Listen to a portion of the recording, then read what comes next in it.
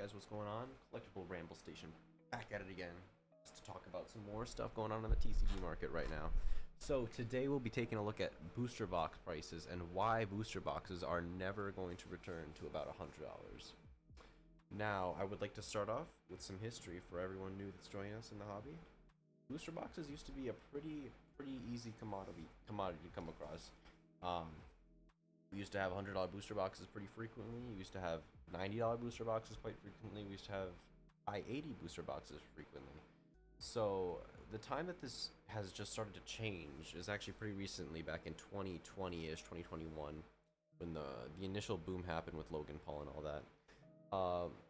We had sets instantly selling out. We had sets going crazy with their booster box prices, and Pokemon did not know what to do. Pokemon themselves was printing as much as they could. They wanted to print everything and make sure that there was enough product for everyone, and that was their first goal.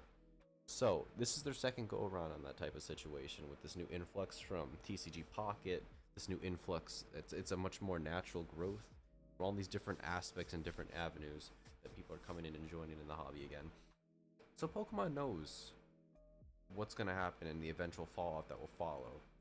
And there's multiple reasons that I think that booster box prices will never tank again. And Pokemon actually wants booster boxes to stay at this about 140-ish area, because that's their MSRP. That's how much they want booster boxes to sell for normally, and that they see nothing wrong with it being that high already. So let's look at Battle Styles. So Battle Styles is one of those sets that was overprinted to the ground and is only recently starting to recover more so. So Battle Styles started off even earlier this year at about $100, and when the set released, this also was a pretty high demand set at the point, but it teetered off once they started releasing more and more waves of the set to just overprint it to infinity. So Battle Styles itself tanked and was sitting at about $95, $90 for a long time before it finally started recovering like this. So this is an example of Pokemon's just steady printing something to the ground just because they felt like it was something that they had to do in order to keep up with demand. So this has started to recover, and since Battle Styles is out of print, I believe this will keep going up. Tyranitar's in this set, Empoleon Altart's in this set. So many good cards. I love the Urshifu VMAX, even though there's a more recent card. The artwork is absolutely phenomenal, but that's besides the point. So Darkness Ablaze is another set that this happened for. Everybody wanted this set because of the Charizard VMAX. It was selling out instantly. They printed this thing into the floor. There's like absolutely no chase cards in the set except for a Charizard VMAX, which isn't too hard to pull. It's pretty much what everybody wanted the set for, and it's already at $200 again. It's recovered. But these are just examples of Pokemon having the same problem before. They printed the set to the floor. Not to mention the fact these are Sword and Shield era, which means that these cards, there was no Illustrator Rare Gallery or whatever. There was no pull rates were pretty atrocious. Not gonna lie. A bunch of other aspects, and yet these boxes are still finding their way up there, and Pokemon has learned from their mistakes on top of it, and I don't believe that they will want booster boxes to tank down to $90-ish because that devalues their product in the end of the day. Mid Voltage, another example. This one was right before Battle Styles. Same thing happened. This set was in very high demand, just like Surging Sparks actually, and people are comparing the two sets, but they're not similar at all. Surging Sparks has a ton of special chase cards. They have the Latias.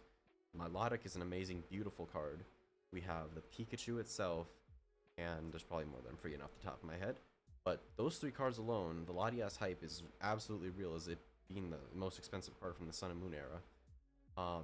Both bundled into one set, it's much different. Because on top of that, you have the Illustrator cards. You have Illustrator Rare Latios, you have Illustrator Rare Mesprit, you have Illustrator Rare Spheal. That's also a pretty cool card that should be more expensive down the line, I'm pretty sure. Bunch of cool illustrators out of this set. Surging Sparks compared to Vivid Voltage. Vivid Voltage had amazing rares which were too easy to pull. There was only a couple of them and you get 2 per box. It really tanked the value of the set, and many people think that the set would be much more valuable than it is, especially even to this day. It's still at only $150, a little bit above MSRP. But this box alone was sitting at about, let's check the graph. This box alone was also sitting at the low hundreds for the longest time, and it's only recently started going up. So, just another example of Pokemon learning from their mistakes. And now we're heading to more of the recent areas that I'd like to look at. So, starting with Obsidian Flames, which is pretty comparable to Darkness Ablaze, because the Charizard from this set has been pretty much outclassed by the shiny one from Paldean Fates. So, this set It's a Charizard Special Illustrator, which is about a $30 card. But it has a bunch of smaller hits, which supplement the actual price of the booster box and make people feel like they're getting more than they bargained for. So back then, booster boxes MSRP was about $144, and nowadays it's about, just had to look this up because it's been a while since I've seen the actual MSRP, but it's around $160 is MSRP. So we're sitting slightly below MSRP, but the value that Scarlet and Violet era booster boxes hold is much more than the previous eras, such as Sword and Shield, because the illustrators, there's hollows in every pack, there's more hits, there's just more valuable cards that can be pulled. So like for example, Obsidian Flames, you can get these illustrator rares. I don't have them pulled up here. Let's look them up real quick. Obsidian Flames illustrator. Okay, you're gonna have to trust me because I want to do this. I want to do these videos on the fly, but you're gonna have to trust me. The illustrators in the set, I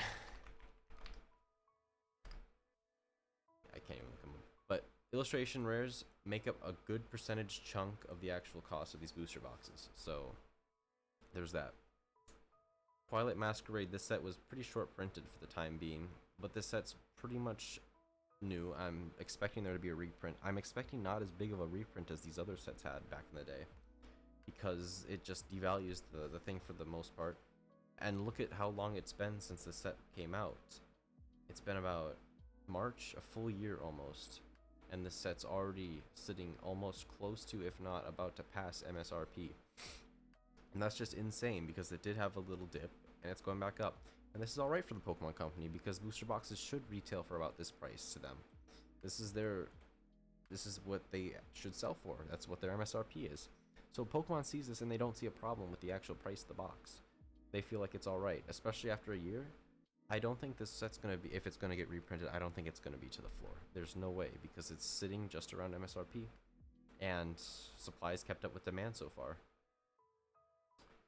Same thing with Stellar Crown. Stellar Crown is a pretty dookie set, if I must say. It's pretty new as well. It just came out about half a year ago, back in June. And it's still almost at MSRP. The high chase card is the Stellar, or the Terrapagos alternate art. And it's just been holding its own. It's been doing alright. I don't think the set's going to get reprinted. There's no reason to. I think it's going to sit around this price for a good while. Surging Sparks definitely is going to have a reprint. This is way too high for a box. Like I said, 160 is what they're aiming for. It's just going up right now. This set's definitely going to get reprinted. It's the newest set. It has to get reprinted. But I don't think it's going to be to the extent into the floor like Battle Styles was and such. And even if it is getting reprinted a bunch... Oh, that's the altar I forgot. It's the Executor. So, 4 major chase cards for the most part. All 4 of those cards are going to hold their value pretty well. No matter how many are pulled at the Pikachu, that Pikachu is still going to be expensive. And I just don't see this box dropping too far off of MSRP. I think they're going to match it pretty well with demand this time. Because, for example, Evolving Skies did have a reprint of something like the Elite Trainer boxes and a couple booster boxes at some point down the line. Evolving Skies is $1,000 a box right now, ladies and gentlemen. It is going insane. And I feel like the same thing is going to happen with Surging Sparks. They're going to notice, hey, Elite Trainer Box is kind of off the rails right now, because Elite Trainer Boxes are supposed to retail, I believe, for $49.99. And that's going to change. I'm definitely for sure thinking that both of these are going to get reprinted, but I don't think they're going to get reprinted too much. So I just look for a reprint of Elite Trainer Boxes and Booster Boxes. I'm sure it'll happen. And I'm sure it'll bring the price back down because Pokemon wants to hit that 160-ish mark, and that's what they're aiming for. Paldi Evolved is a pretty recent set. I'm pretty sure it's past its reprint window, though. But $180 a box is not that bad for the Pokemon Company. $20 above MSRP after about over a year of sales. This box used to be below $100 as well. But with the newfound hype, and with this natural growth of the player, or the trading card base, I do believe that we're not seeing this again. We will not see this sub 100. Not to mention the fact that all these illustrator rares are finally finding love in the community. People aren't gonna want to buy the boxes or sell the boxes for less than what they think is worth. And if there's illustrator rares such as the Magikarp that are $200, you get 3 illustrator rares in each box. There's only 36 around in the set. You have a 1 in 9 chance of pulling that Magikarp in any given box for the most part. And that added value is adding to the price of the box, and it's getting priced in finally. And Temporal Force is another pretty recent set. It released around, I think it wasn't also around January, yeah. And booster boxes went down to about $100, and they pretty steadily and fast climbed. And they're sitting currently a little bit below MSRP, which is to be expected, but they're on the rise again. And I don't think they're going to slow down, and I don't think the set's going to get reprinted at all, if any. Maybe just a little bit. Maybe an allocated about 2 cases for game shops and stuff, but for the most part, I think Pokemon's pretty happy with the performance of these sets and the price of the boxes, because they want them to sell for MSRP, and they're getting pretty close, and they're pretty much hitting the mark on what they're supposed to be doing. And I do believe gone are the days of $100 boxes, and I think that this hype will prevail. The value is in the sets now due to the Illustrator rares and the special Illustrator rares, and I think that change within the Sword and Shield and the Scarlet and Violet block really did it for them, and is pushing the boxes more towards MSRP and a favorable outcome for the Pokemon company. I do think that if you see a box for close to MSRP, it might be time to buy it if you want it, and Pokemon has learned from their mistakes, and they won't make them again. Well, that's it for today. Subscribe, like, comment, tell me if I should keep doing these. I'm sorry for being all over the place, but if you enjoyed just these rambles, I don't feel like editing them, but if you feel like listening to them, I'm here for you guys. I'll keep doing them. Take care.